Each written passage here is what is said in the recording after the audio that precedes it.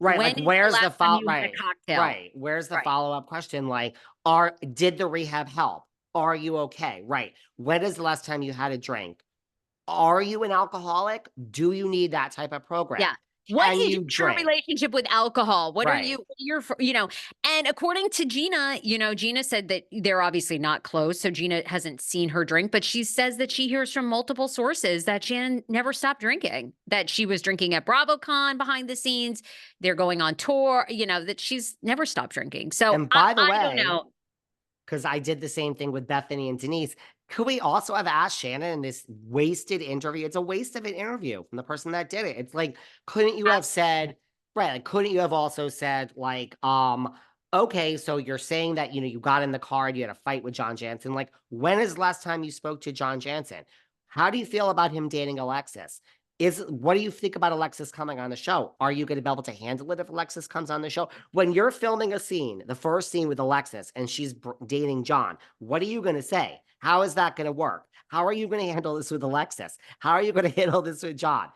I'm going back to my other question. When did you last have a drink? Wait, you last had a drink 3 days ago? Because you just said 5 minutes ago when I asked you that you didn't have one for 3 weeks. Oh, you've already forgot what you said to me? Which is it? And that's how I would like to interview Shannon Beador. Not for nothing. Not for nothing. Why she's not coming on Behind the Velvet Rope times the Sarah Fraser show, Well, I right? think Why I she think won't come on her show. I think I just gave her all the reasons why she's not coming on to sit down and chat with us. This isn't milk toast. We're not milk toast here. We do real shit. God, We do am I starting the year riled up? We were enjoying no, such a relaxed day of it. no, it's like we all have issues. Like, come on. I mean, and if you're putting yourself out there in the public eye for It's so just many no. years, you know the game. Like, just be real. I think people would understand. Like, even wouldn't it be refreshing if like Gina on my show, or wouldn't it Gina's like, I'm not exactly sober, once in a while I will have a glass of champagne. So like I'm sober-ish. But like I think people appreciate sobriety is hard. It's really hard. And people go years in the program and then relapse. It's such, I think if Shannon just said, I don't think I have a drinking problem. She's not going to say that because she just knows it's going to be so much backlash when you have a major DUI. And I don't know. But I I mean, it's just, pretty if hard you're to say that, but 60 years old, you've figured out all these deep-seated childhood things. How long has it been? I mean, I don't know. Like, I don't know. And I'm really no, not coming for her. that doesn't shock me. Like it is really hard for people to, especially if you've had a really traumatic childhood, but I don't know, putting yourself on TV and putting yourself on social media, it's like you there's a level of expectation when you're on a reality show that you are going to reveal things that are really hard and painful, and the audience is going to judge you. I mean, that's just what it is. Really? Is there that expectation? Because have you watched your sisters over there in Potomac? Have you watched your What sisters do in you Potomac? think?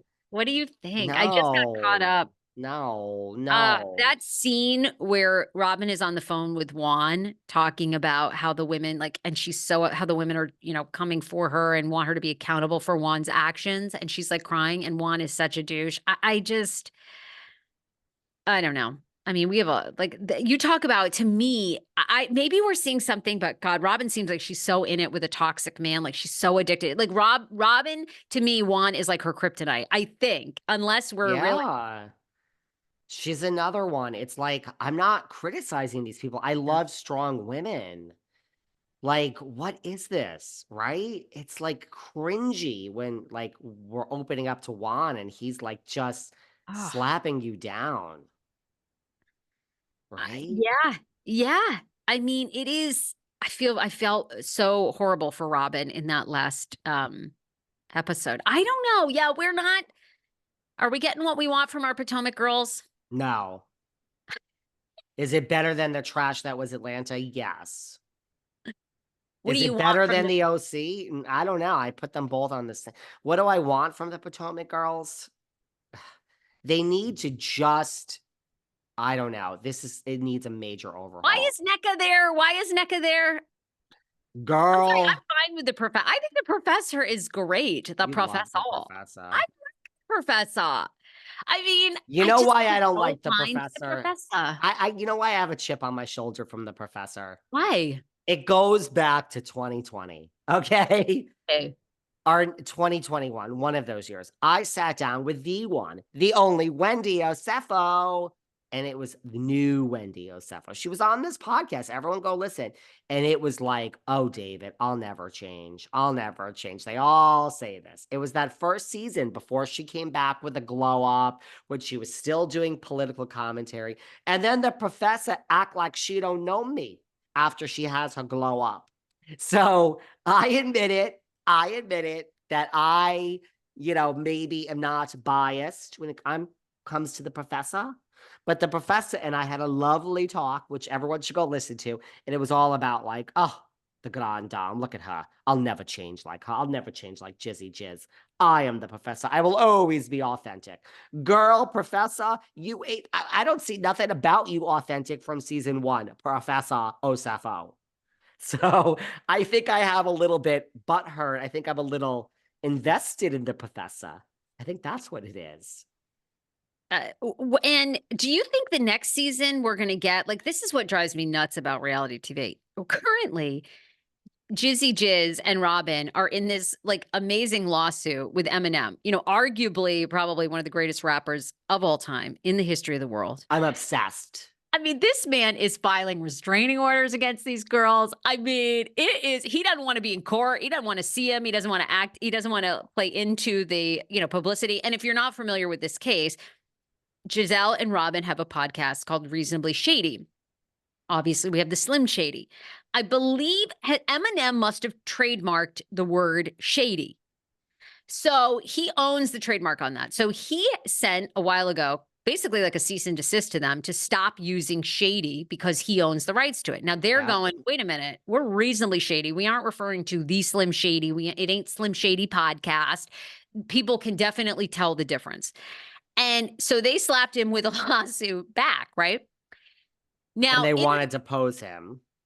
They wanted to pose him, right? And his lawyers are saying, like there's so many steps that they could be doing of negotiating and all this stuff. And he's saying there's he said there's 3 other people in his organization that literally can sit there and be deposed and answer the same questions that I could. And because of that, he filed a restraining order against our good friends, the Green Eyed Bandits, to say, I want a restraining order so I don't have to come anywhere near you because I think you're all obsessed with me. And literally, he said, I don't know the people's names, but he said, here are the 3 people that you could depose. Why does it have to be the famous Eminem?